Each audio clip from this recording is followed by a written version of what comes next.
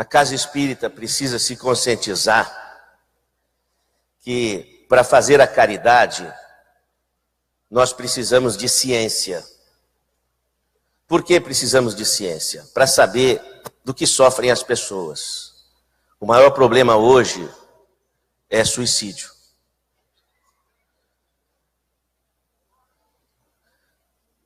Então, suicídio é urgência. 98% das pessoas que se suicidam tinham problemas psiquiátricos, problemas psicológicos. Então, com um índice de suicídio no Brasil de um suicídio a cada 30 minutos e no mundo um a cada 40 segundos, é o atestado da falência do modelo paradigmático da psiquiatria e da psicologia atual.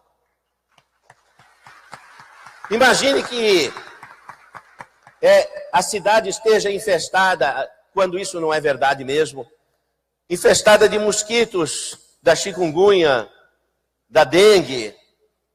E você vai dizer, cadê o programa de saúde pública? O programa de saúde pública faliu porque as pessoas estão picadas de insetos e cheias de doenças. Então as pessoas estão se matando e ninguém fala nada. A psiquiatria continua sendo a psiquiatria com o mesmo paradigma, que não está resolvendo. Se não está resolvendo, tem que mudar. E olha, nem precisa que façamos força para a mudança de paradigma. Recentemente, a Associação Mundial de Psiquiatria lançou uma carta dizendo que o médico deve investigar a questão espiritual no seu paciente. Então nós precisamos construir não só modelos de atuação integrativa em medicina, agregando o espiritual, como o Centro Espírita precisa de atender um chamamento da Organização Mundial de Saúde. Em 1990, na cidade de Ottawa, a Organização Mundial de Saúde lança a chamada Carta de Ottawa. A prioridade da Organização Mundial de Saúde não é o tratamento da doença, não é a prevenção, é a promoção de saúde. E promoção de saúde envolve biopsico, socioambiental, funcional e espiritual. E diz mais, cabe a todo cidadão, de qualquer profissão ou condição, o compromisso de promover a saúde. E onde é que estão os nossos centros espíritas com a Carta de Ottawa pregada na parede? Que é a licença para tratarmos do assunto espiritualidade dentro das necessidades da nossa sofrida população. Então nós precisamos que o centro espírita se atualize, que se integre a um movimento das coisas que são coincidentes com os nossos propósitos e que já estão em pauta.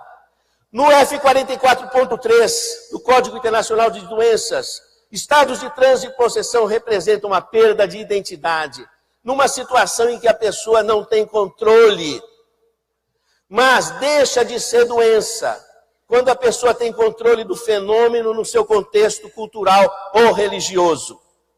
Significa, se aquela senhora aprende a dominar a sua sensibilidade,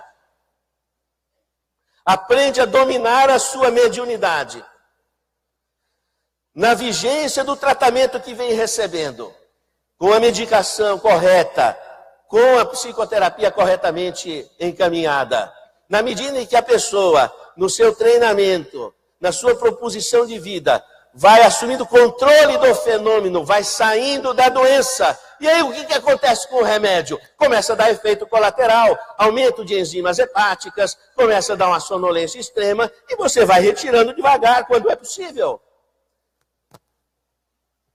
Então o que está faltando? Está faltando nós abrirmos o nosso centro espírita para essas perspectivas que vêm surgindo, para que a gente possa usufruir desse saber e nos enxergarmos como agentes promotores de saúde. Nós fundamos a Unispírito, Universidade Internacional de Ciências do Espírito, para formar agentes promotores de saúde baseado na Carta de Ottawa.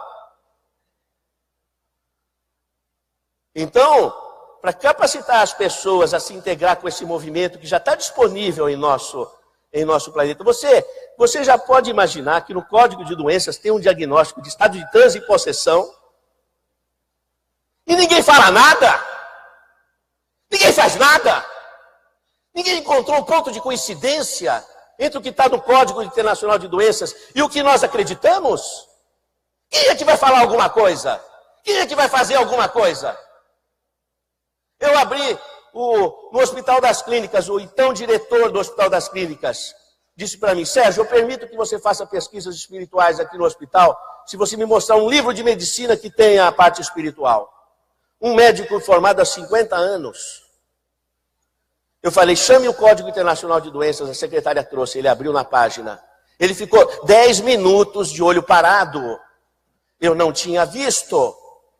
Ok, mas ele não é espírita.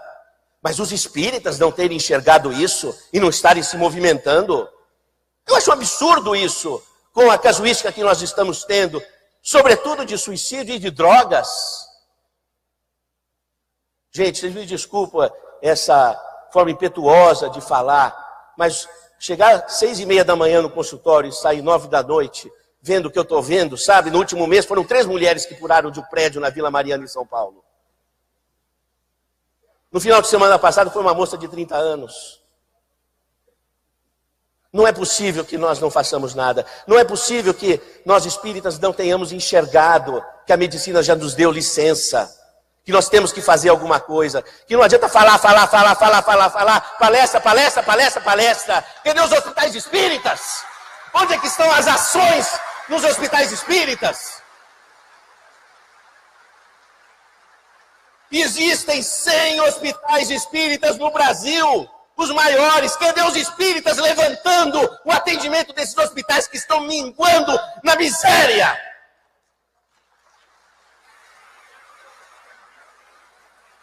Dá dor no coração fazer visita a esses hospitais, ver esses doentes que não têm um diferencial diagnóstico, um diagnóstico diferencial de qualquer médico, mesmo espírita. Será que ele tem F44.3? Como é que nós fazemos para transformar a espiritualidade como campo de atuação médica? Levar no Conselho de Medicina? Cadê os centros espíritas perguntando para os hospitais: o que vocês estão precisando? 40 hospitais em São Paulo, 20 deles têm 5 mil leitos de doentes mentais. Onde é que estão os espíritas? Falar, palestra. Mas nós temos que fazer alguma coisa. E eu não estou aqui indignado por mim, não. Eu estou sofrendo por conta dessas pessoas. Nós temos que tomar uma providência. Vocês me desculpam o desabafo. Diz que bom terapeuta é o que ouve. Eu já me sinto terapeutizado, amenizado nas minhas ansiedades. Obrigado.